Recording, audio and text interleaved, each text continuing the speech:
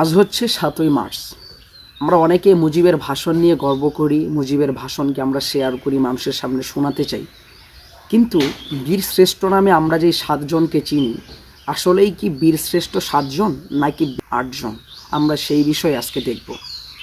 মুক্তিযুদ্ধের বীরশ্রেষ্ঠ হচ্ছে 8 জন, অথচ পেপার পত্রিকা বইয়ে সবখানে আমরা দেখে থাকি মাত্র 7 জনের নাম। মুক্তিযুদ্ধের প্রথম বীরশ্রেষ্ঠ ছিলেন জগত জেতি নামে একজন ব্যক্তি, যে ব্যক্তি পাক বাহিনীরা তাকে একেবারে জমের মতো ভয় পেত। সবসময় তিনি বীরত্বের সাথে যুদ্ধ করেই চলেছেন, কিন্তু সর্বশেষ কি হলো? সেই মানুষটাকে আমরা ভুলে গিয়েছি। অতঃপর যদি আমরা দেখি, ওই মানুষটা জীবনের শেষ অবধি পর্যন্ত মিলিটারিদের বিরুদ্ধে যুদ্ধ করে নিজের জীবনকে বিলিয়ে দিয়েছেন, অথচ আমরা সেই ব্যক্তিটার নামই জানি না। বীরশ্রেষ্ঠ জানি আমরা মাত্র 7 জনকে, কিন্তু আসলেই কিন্তু বীরশ্রেষ্ঠ হচ্ছে 8 জন। মুক্তিযুদ্ধের সেনাপতি জেনারেল উসমানীর নামে সিলেটে একটা জাদুঘর মাত্র 1 লাখ টাকার অভাবে অবহেলায় ছিল, যেখানে দেখার মতো কেউ ছিল না।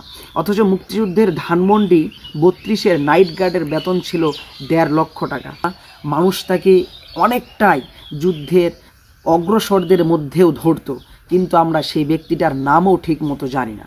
শুধু উসমানী নয়, তাজউদ্দিন আহমেদ, সৈয়দ নজরুল ইসলাম সহ মুজিবনগরের সরকারের বাঘা বাঘা সব নেতাদের ইতিহাসও মুছে ফেলা হয়েছে। গরিলা যুদ্ধে সাগর, গরিলা সংগঠন বদিউজ্জামান, যারা একাই নিজের জীবন বাজি রেখে শত শত মিলিটারি বাহিনীকে হত্যা করেছিল, তাদের কথা আমরা কজনই বা জানি। তারামন বিবি নামের এক মহিলা যে ঘন্টার পর ঘন্টা রান্না করে মুক্তিযোদ্ধাদেরকে খাওয়াতো, সেই মহিলাটার নামটাও আমরা কয়জনই বা জানি। এরকম অনেক ইতিহাস রয়েছে, যেই সমস্ত ইতিহাসগুলো মুজিবের ইতিহাস বলতে গিয়ে আমরা ভুলে গিয়েছি। মুক্তিযুদ্ধে শেখ মুজিবের অবদান রয়েছে, এটা যেমন সঠিক, 7ই মার্চের অবদান আছে ঠিক তেমনই 74-এর দুর্ভিক্ষ আর স্বৈরাচারক হিসেবে মুজিবের কলঙ্ক রয়েছে। আজকে যারা শেখ মুজিবের 7ই মার্চের ভাষণকে নিজেদের গর্ববোধ মনে করেন, তাদের জন্য একটা কথাই আমি বলতে চাই, যে তার যেই ভাষণটা ছিল সেটাও কিন্তু সিরাজুল আলম খানের লিখে দেওয়া ভাষণ ছিল। সুতরাং মুজিব নিজের থেকে একটা ভাষণ পর্যন্ত বলতে পারতো না। মুজিবকে দলমত নির্বিশেষে সবাই ভালোবাসত, কিন্তু মুজিবের এই জয় বাংলা স্লোগানে যখন মানুষদেরকে হত্যা করা হতো, তারপর থেকেই কিন্তু জয় বাংলা স্লোগানটা মানুষের মুখ দিয়ে আর বের হতো না, কারণ এটা একটা স্বৈরাচারক হিসেবে একটা স্লোগান হয়ে গিয়েছিল। মুজিবের নাম না নিলে মানুষের চাকরি হতো না, মুজিবের নাম না নিলে মানুষ বেঁচে থাকতে পারতো না। এমন একটা বিভীষিকাময় সময় আমাদের সামনে নিয়ে এসেছিল ফ্যাসিস্ট হাসিনা। আমরা যারা 7ই মার্চকে আমরা যারা ধারণ করতে চাই, কিন্তু 7ই মার্চ আমাদের এটা শিক্ষা দেয় না। 7ই মার্চ আমাদেরকে 8 জন বীরশ্রেষ্ঠদের কথা স্মরণ করিয়ে দেয়, যেই বীরশ্রেষ্ঠদের কথা মুজিবের আড়ালে লুকিয়ে পড়েছে। সাধারণ মানুষ মুজিবের আদর্শকে আর নিতে পারছিল না, কারণ হচ্ছে আদর্শের রূপ ধরেই বহুজনকে মারা হয়েছে, মা বোনদেরকে ধর্ষণ করা হয়েছে।